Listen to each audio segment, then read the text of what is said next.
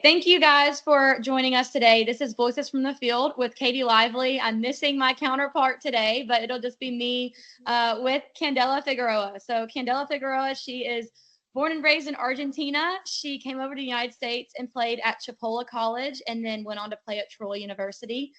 Just a couple of her accolades. I know she doesn't like to be bragged on very often, so I will gladly do it for her.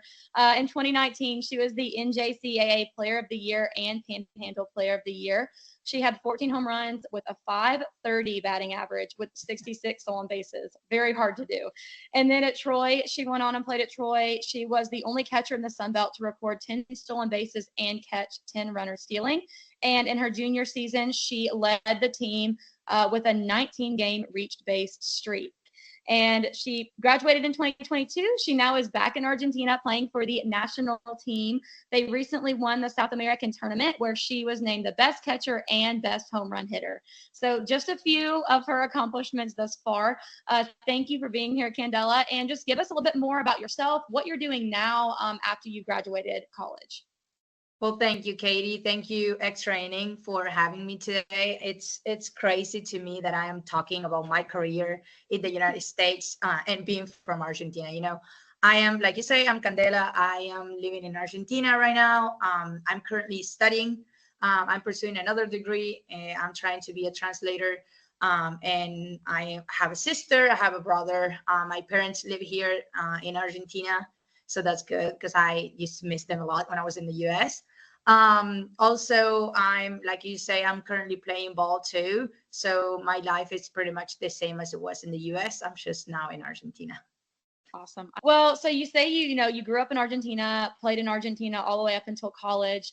What was the softball scene like in Argentina? How does it compare to the United States? Just kind of give us a background on what the softball scene was like growing up in Argentina. Well, it's a lot different, that's for sure. Yeah. So, you probably don't know because you are from the US and you are like around the softball world, and so you might think that it's the same in every country, but it's not. Like here in Argentina, honestly, if we have 35 teams, like female teams, I'm like, that's a lot. So I believe we have only 30 right now in the whole country. Wow. So whenever you grow up, you kind of do sports just for fun. You know, like in the US, you do it for fun too, but you know that you can get a scholarship later on and you can pursue your degree and you do it more like competitive. Yeah. And here in Argentina, it's not like that. Since the sport is not really popular, there are very few people who plays it. And so whenever I was growing up, I started playing because of my dad. So I was playing because he was a coach and he was like, hey, you want to try? And at first I was like, no, I don't want to. And then I was like, okay, yes, let's do it. And so I started playing and it was just like, oh, okay, I like this, you know, but like, that was it. Like I was just playing to do like, I don't know, like a leisure activity, let's say, just to have fun. And then because we were so, I don't know, it wasn't popular and we had very few teams, then I was able to make it to the national team pretty much. Yes, because like, again, we don't have many players, we don't have many teams. So it's more accessible for us to make it to national teams or even like state teams, you know? Right. So, Okay. yeah, it's a lot different. Yeah. Is there like high school teams? Do you play for a high school? No, that's another thing that I was going to mention. So, you know how in the US you have sports and then you play against different high schools. And then whenever you go to college, you play against different colleges. Well, here in Argentina, it's not like that. Whenever you go to school, you just go to school and then you have PE, like that's your sport, right? Okay. So you practice, I don't know, volleyball, softball, basketball, but in PE. And then if you want to play sports like outside of school, you go to club teams. Yes. Okay. So you go to club teams and you play against different clubs. Okay. So they kind of like organize a league. It's pretty much the same system, let's say. Yeah. But since you don't practice and play very often, it's not really competitive, if you get what I'm saying. And also, like, if you compare like soccer in Argentina with softball, I mean, yes, soccer is a lot better and more competitive because you have a lot of players, a lot of club teams, a lot of coaches. And whenever you look at softball, you have like, I don't know, 4 clubs, 5 clubs per state, not Yeah. even, you know. So Wow. like, imagine the competition. You're always playing against the same people, and Right. you're trying to organize a tournament every now and then. So yes, Yeah. that's how it Yeah. works. And then usually whenever you make it to college, like if you go to school, Yeah. um, you don't play anymore. Or like people here in Argentina don't play Okay. sports anymore. So which is Yeah. it's sad. There are very few people who play sports in Argentina and actually go to school at the same time. So Gotcha. Yeah, and I'd imagine too, with it being, you say not as competitive, but I feel like you play more for the love of the game. I think that, I'd love to kind of see the comparison too of like, not that girls here don't play for the love of the game, but I think, with the college in mind, it's like, okay, I'm playing for a scholarship, I'm playing for a scholarship. But in Argentina, it's like, no, we just play because we love it. So I do think that, there's a lot of like passion involved that may not be as prevalent in the United States because of that. yes, Yeah. that's a big thing.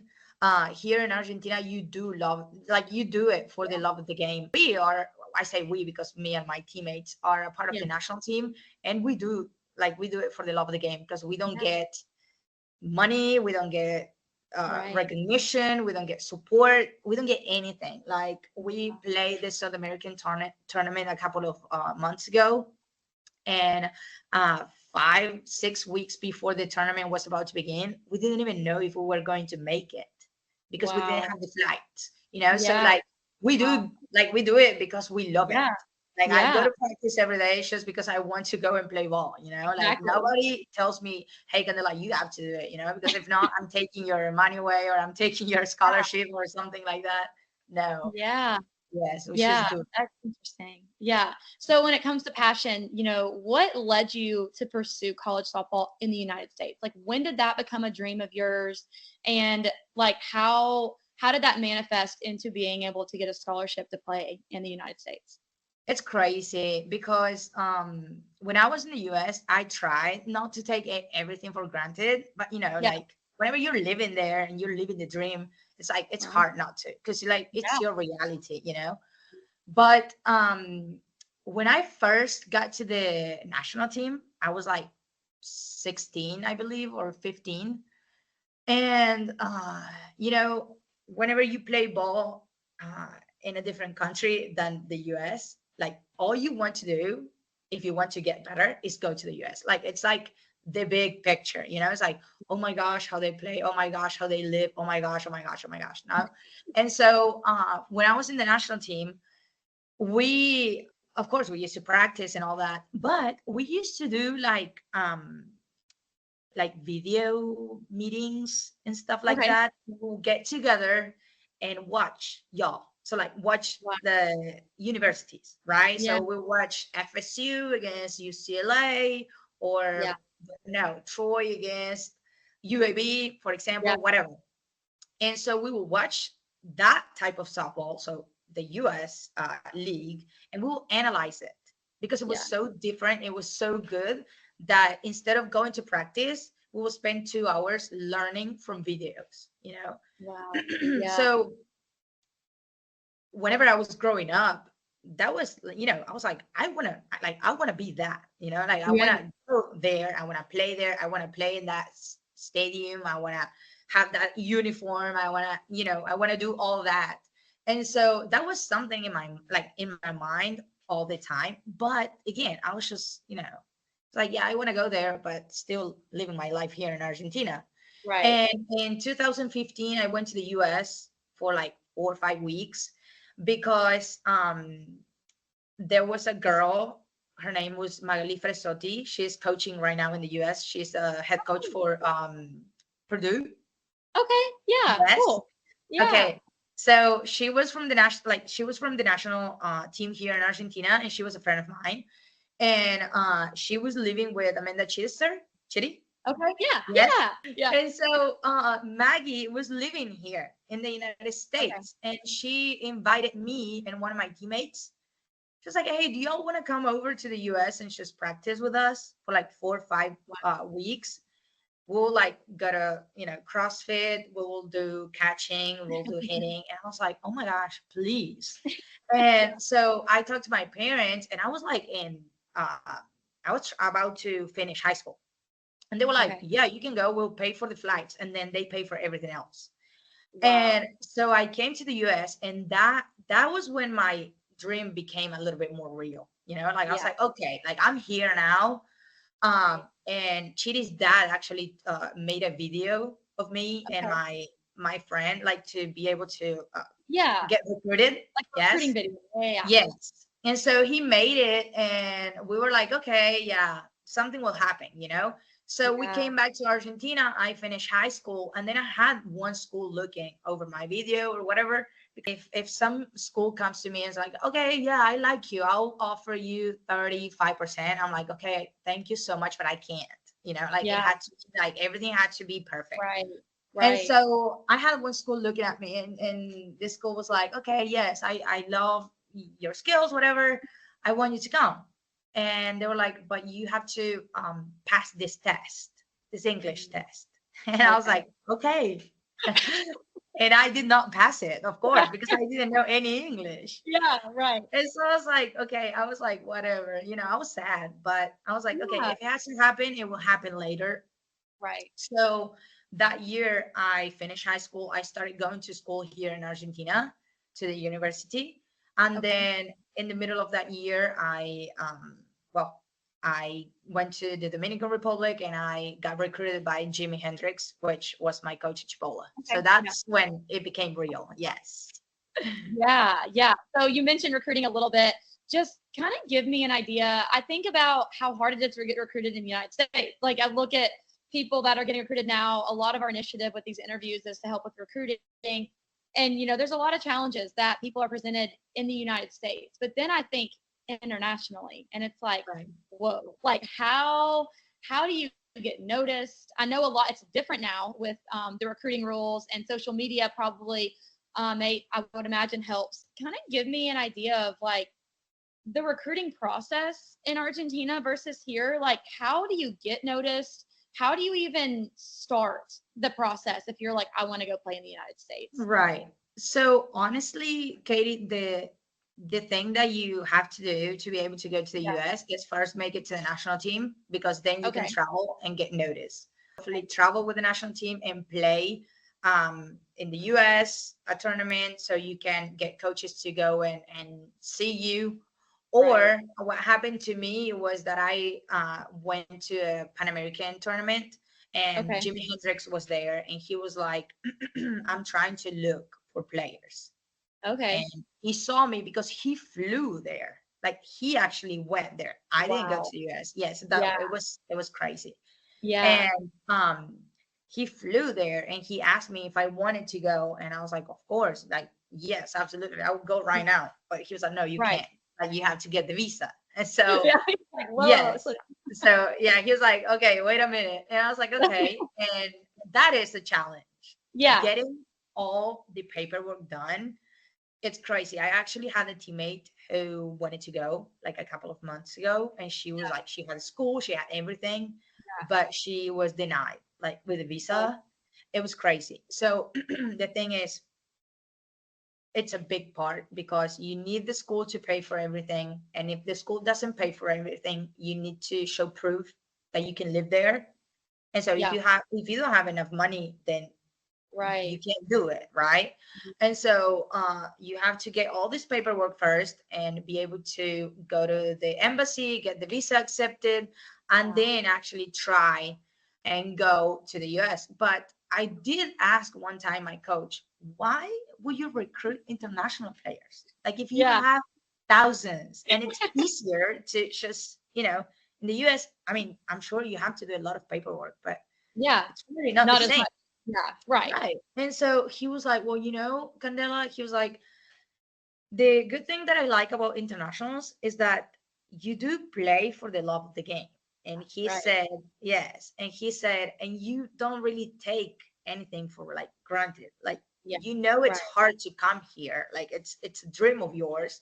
So Yeah. you're gonna do everything that is in your power to get the most out of it, you know? Yeah.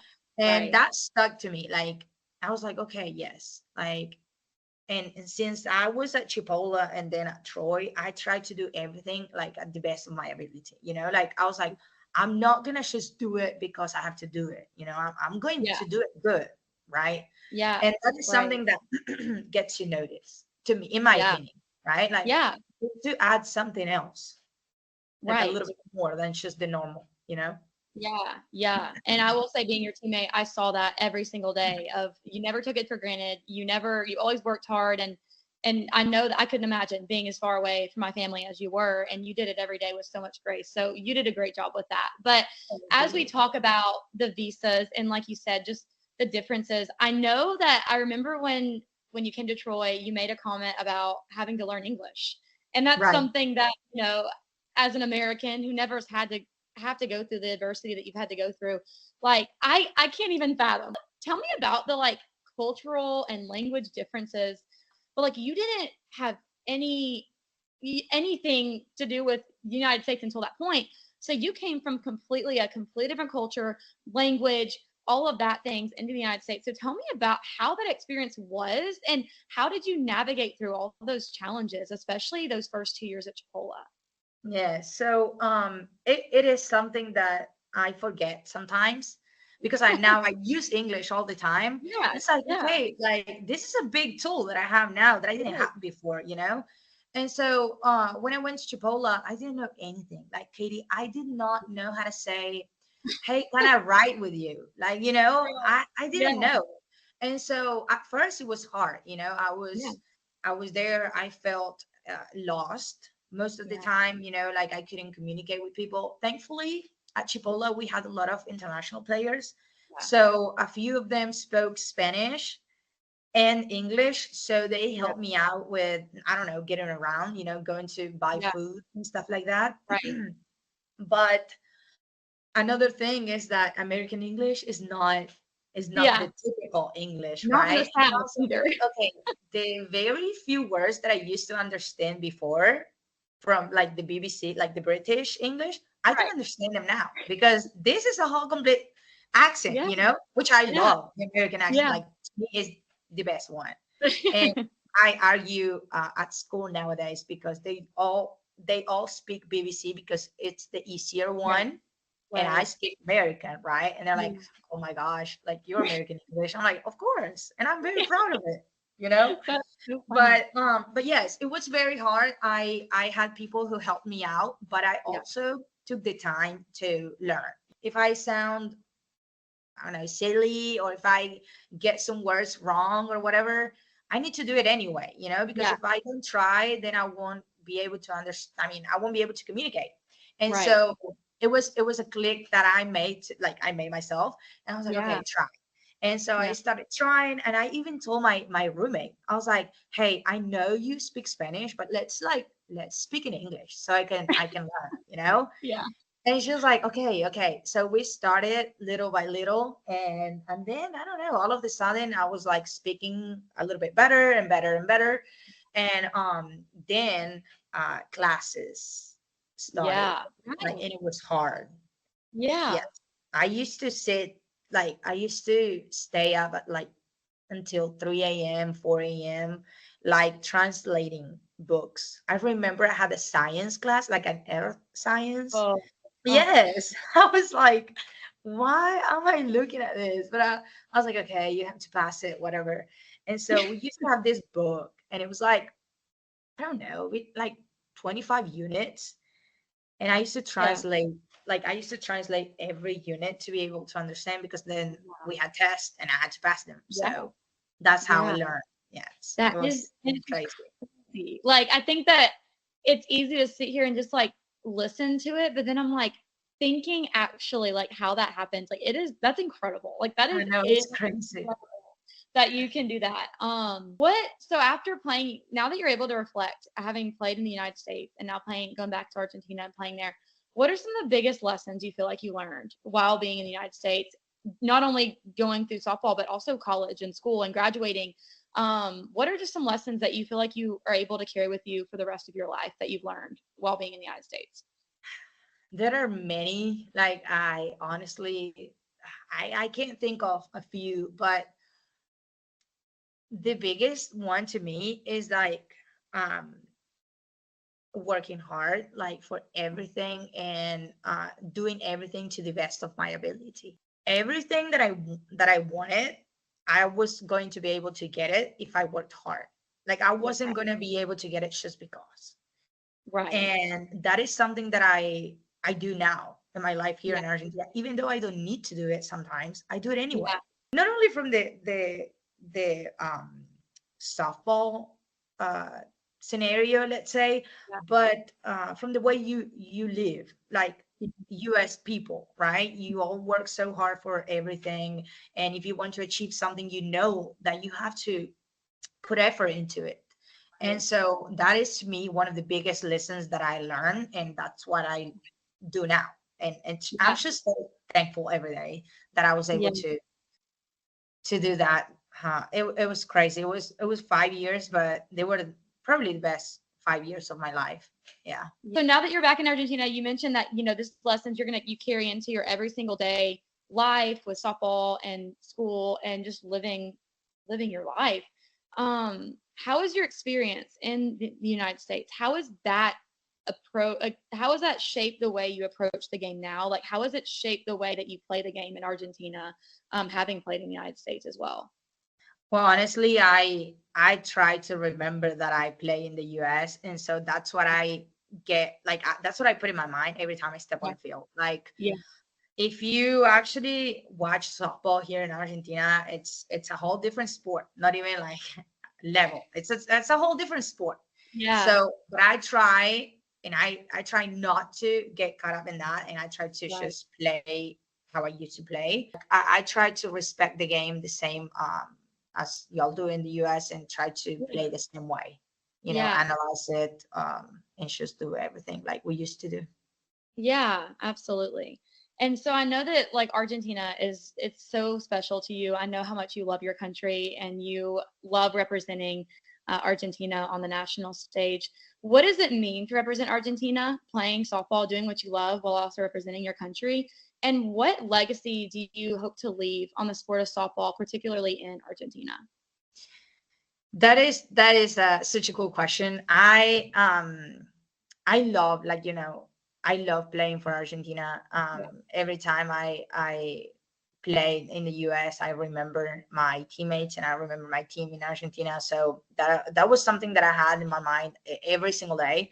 So now that I get to live it here now and live that dream here, I'm really thankful. But to me, it's such an honor. Like I already told you that we do play for the love of the game, but I think there's something bigger than that. We every time we go and play internationally, we know that we're not just playing for ourselves. So I'm playing for my Yeah. mom, my grandma, my dad, and every other player that plays in Argentina that don't have the opportunity to go, right? Yeah. Because of Right. economic status or whatever it is. Right. So it becomes a little bit more, I think, I don't know if emotional, but Yeah. it's the right word. But also, I think that nowadays it's a bit more, not complicated, but a little bit more different just because of all the efforts that we have to make too, because we Yeah. don't have support, we don't have Right. money to do things. So whenever we go and play internationally, we remember those things. So Yeah. whenever we play, it's like, okay, this is not just a game, like Yeah. we're actually playing for something else. Right. It's hard to explain, but Yeah. I love it. I love Argentina. I love playing for Argentina. It's like I say, the softball here is different, but Yeah. playing for Argentina, it's something that I wouldn't compare to anything Yeah. else. And going back to your question of the legacy that I want to leave, I want people to remember me for being good people first, good person, and also for having fun. Also to uh, working hard. I work hard, very Yeah. hard every day, and I still do it. And I Yeah. like, and I want Yeah. people to remember that because Yeah. I wasn't the most. I didn't have the best talent on the team. Like I never did, but whenever people see me, I know they see that everything I have now is because I worked for it. I feel like too, having gone to the United States and coming back to Argentina and pouring into that national team the way you are, like that's probably really means a lot to that team and the coaches and everybody that supports that team. It's really cool that you're like pouring back into them what you've learned in the United States, bringing it back to your own country and kind of doing what you can with that. So what advice would you give younger athletes, whether it's younger athletes in Argentina or another country that wants to play in the United States? Also, what advice would you give to just softball players anywhere? The advice that I will give them is that learn English, and also remember that if you want to do it, you can. You just have to work for it. That's it. And then for younger players, I will say that you must remember your why every day. Like, I know the why is usually different depending of like the moment. I mean, the where you are in life. I mean, it's not the same. My why was not the same when I was 15 than it is Right. now. But you always need to have one, in my opinion. And so as long as you remember your why, then you'll be able to do it, and you'll be able to do it the right way. I And love then be that. thankful. Of course, you do have a lot of opportunities. Like, Right. you have opportunities, you have equipment. That is something crazy to me. Like, Katie, like, we have to be able to hit from the machine. Like, Yeah. I'm talking about the national team. Yeah. We have 10 balls. So we hit 10 balls, we pick them up, hit them again, pick them up, Wow. hit them again, pick them up. Like, that is Yeah. not something that you have to worry in the US. Yeah. Because if you don't Right. have balls, you just go and Right. buy them, right? Yeah. And Yeah. then you do have some balls. And that Wow. is something that you can just put your mind into what you have to do, like hit, Right. field, run, whatever. And here in Argentina, you actually have to put your mind into a lot of different things, Yeah. like Right. how to play, how to run, but also how to get equipment, how to get balls, how to fix your glove if it breaks, because you can just get a new one at the store. Right. So Right. those are big things that you are really, I don't want to say lucky, because I mean Yeah. you No, have but we them, are. but Yeah. but those are big things that you should take to your advantage, like Yeah. just use it, Right. because Right. it's a big deal. Here Yeah. we don't have that, so we have to Yeah. like kinda like manage our practices based Right. on the equipment that we have. Yeah. Yeah. It's perspective too. Like we don't think about the fact that we have, all those balls, all the equipment. So I think it's just a perspective thing where it's like Yes. doesn't mean that you can't, have a bad day at practice, but it's a thankful thing of like just be lucky that you have the opportunities, the equipment, the things that you need to do to play the sport you love. I love that. Okay. That's such a good perspective that I know I lost a lot in college. I know I lose it even now, just like the perspective of having the things that some people don't have the I guess just not the ability, but the opportunity to have. So that's amazing. That's really good advice. I think that a lot of girls would really need to hear that. I know I would have needed to hear that when I was playing. But just one more thing, we'll end it on a light note. What is your Yes. favorite softball memory? Okay. I That's know hard. I have too many, but I you think um you're talking about like game wise or whatever, like. anything like I guess I wouldn't say necessarily favorite, but just like fun, like something that like makes you smile, makes you laugh when you think about softball. Like I it can be think literally anything. Yes, I honestly, and I think about this a lot, but I Yeah. honestly think that remember whenever we played Alabama, whenever Yeah. we were in Troy, Yep. and I think the game was like 2-0 or something like that. Like, we lost just because we made two errors. Yeah. But every time I think about that game, I just I just smile, just because like Yeah. it was a huge dream of mine to play in a Yeah. field like that, to play against a Yeah. team like that. And every Uh-huh. time I look back at it, I just smile, because I'm like, okay, like, yes, I did it. Like, I was telling you that we used to watch videos of Yeah. Yeah. UCLA, Alabama, whatever, and Literally. then we played like Troy, Yeah. Yeah. Alabama, and we lost by like what, 2 runs. Yeah. It was And not. I don't know. this score, of course, I don't care. It was like two Yeah. runs or 10, it Right. doesn't matter. Just like Right. going back and thinking about that, it makes me smile. I mean, it's not Yeah. like funny or anything, but it's just, it makes me so Yeah. happy and my heart so full because it's like we were there, like We we did lived it. that. Yeah. So Yeah. it's All the crazy. It was sacrifices. amazing. Well, thank you so much, Candela, for being on a call with us. I so much enjoyed this conversation. I wish you the best of luck in your next Team Argentina season. And just good luck in everything that you do in life. You are such an inspiration to so many softball players. I cannot wait for these girls to hear your story and hear what has inspired you and motivated you to be successful like you are. So thank you so much for being with us. And yeah, I hope we can catch up soon. Yes. Well, thank you, Katie. Thank you for having me first and for thinking Yeah. about me